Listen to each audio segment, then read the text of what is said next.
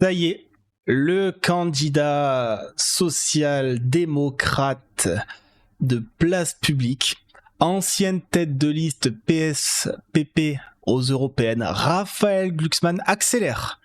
Il accélère et va faire son annonce de candidature très prochainement.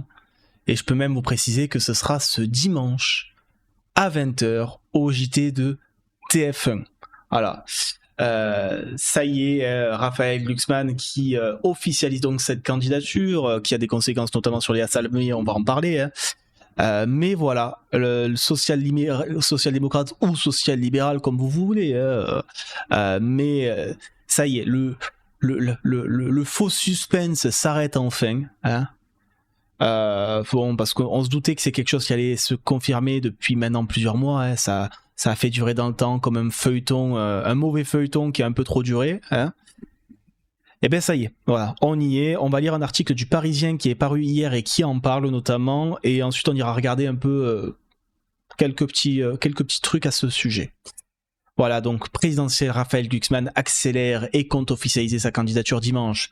3 mois après avoir fait part de son envie d'y aller, le député européen devrait annoncer qu'il se présente sur le plateau du 20h de TF1. Une annonce qui aura le mérite de clarifier les choses. Voilà, c'est la fin d'un vrai faux suspense. C'est ce que je vous disais.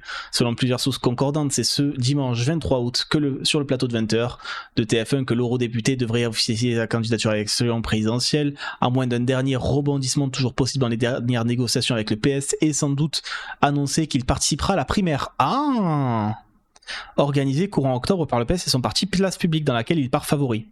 Alors là, par contre, imaginez, le Glucksmann annonce sa candidature et il perd à la primaire face à Bouamran. Et en vrai, juste pour le troll absolu, j'ai envie de m'inscrire à la primaire socialiste et d'aller voter Bouamran pour qu'il gagne contre Glucksmann. Non mais juste pour le troll et le niveau de vanne à faire derrière, de dire que Glucksmann a perdu contre Mister Master Poulet, juste pour la vanne tellement exceptionnelle que ça serait. Aïe aïe aïe, ça serait drôle, ça serait quand même sacrément drôle.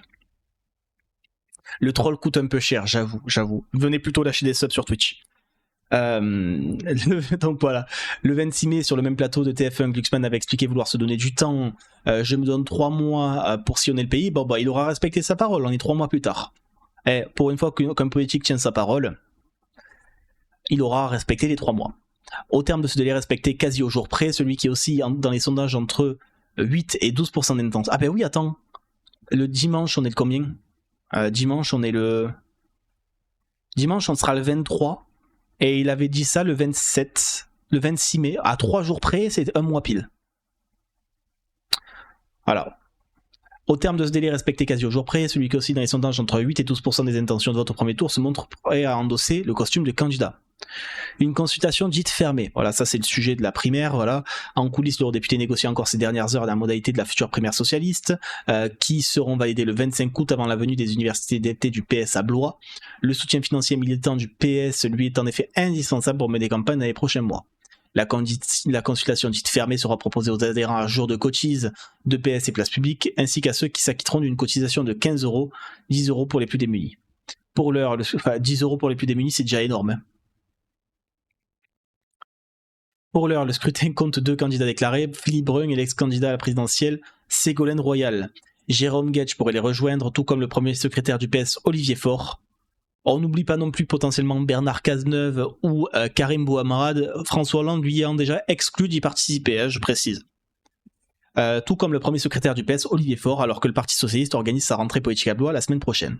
L'annonce de Glucksmann, plus rapide que prévu, aurait aussi le mérite de lui permettre de venir en tant que candidat au grand oral des prétendants à l'Elysée, ce 27 août, lors de la rentrée du MEDEF. Voilà.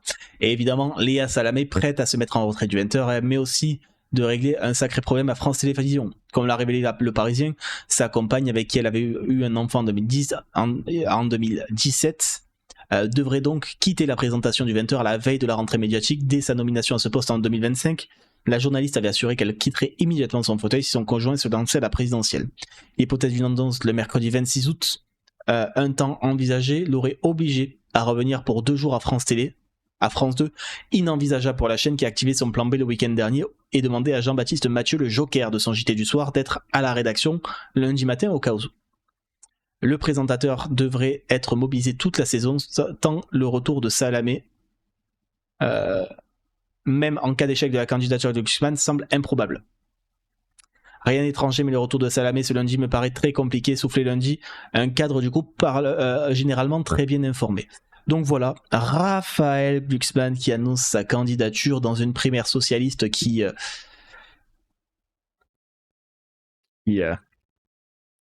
est une primaire socialiste. Voilà. Et comme on disait, Salamé qui se retire, parce que c'est pas vraiment envisageable qu'elle puisse venir juste pour 2 jours, hein, mais c'est aussi compliqué d'envisager qu'elle puisse revenir après tout ça. Hein. C'est quand même très compliqué. Hein. Et en attendant, voilà, information qui est tombée hier dans la soirée aussi, ils ont créé ça chez Glucksmann. Génération Cap Clair. Génération Cap Clair, le mouvement jeune de Raphaël Glucksmann. Ce n'est pas une blague.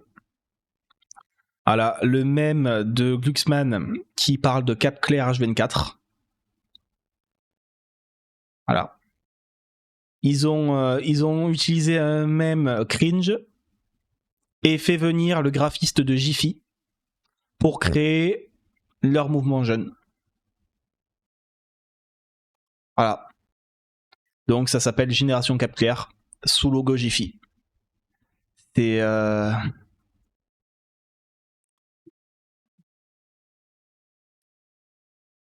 why not, hein. Imaginez les macronistes créer Génération Perlimpinpin. Jiffy c'est précis, c'est tellement... Ah ouais, on est d'accord, ça ressemble à Jiffy. Hein.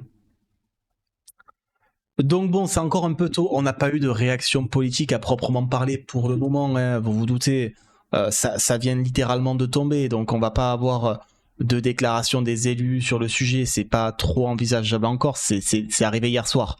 Donc voilà, c'est encore beaucoup trop tôt pour vous évoquer de potentielles réactions des uns ou des autres, mais qu'est-ce que ça inspire ?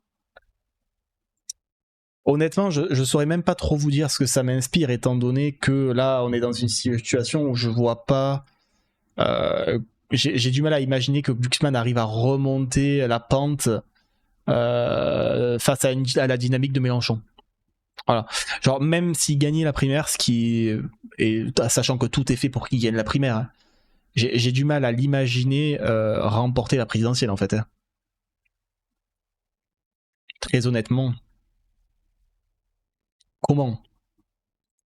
Comment avec un retard accumulé comme il a, et surtout comment avec la position qu'il adopte aujourd'hui, il pourrait l'emporter, ou même juste se qualifier au second tour. Parce que l'objectif, c'est déjà de se qualifier au second tour, avant même de pouvoir gagner, il faut déjà se qualifier. Hein. En vrai, je sais même pas, est-ce qu'il gagnerait un second tour face au Rassemblement National, Glucksmann. Oui, parce que je rappelle, c'est pas parce que tu revendiques le fait de gagner que tu vas gagner. Hein, parce que sinon, il y en a plein des comme ça, qui disent qu'ils vont gagner. Hein. Je suis en train de regarder un peu en même temps si, à tout hasard, je ne trouve pas des informations, des déclarations politiques sur Glucksmann. Pas que je sache, pour l'instant, je vous dis, il n'y a pas grand-chose. Mais... Pour l'écologie, pour la démocratie. Oh là là là là. C'est l'occasion de repasser ça. Pour l'écologie, pour la démocratie, pour la France et pour l'Europe. J'espère qu'il aura... Nous allons être, mes amis, plus de dynamisme pour sa présidentielle. Ah, j'espère que ça sera quand même un peu plus dynamique parce que c'est vrai que c'est compliqué sinon. C'est compliqué sinon. Mais ouais, bon, faudra voir tout ça. Ça va être à suivre de près. Évidemment, comment dire, on regardera de près cette annonce dimanche soir. On la réactera ensemble lundi matin en direct, bien évidemment. En fait, pour moi, on est tellement proche de la non-information. Enfin, c'est pas une non-information parce qu'on a enfin une date, hein, mais du non-événement que c'est compliqué pour moi de savoir quoi vous dire.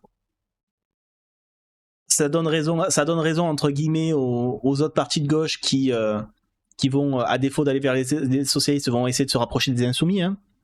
Et donc ça donne indirectement raison à Olivier Faure, évidemment, qui disait ouais mais regardez, si on fait une primaire très fermée, ben, les écolos et les communistes ils vont partir chez les insoumis. Ben, avec un Glucksmann, bon ben ça confirme, ça va dans le même sens. Hein.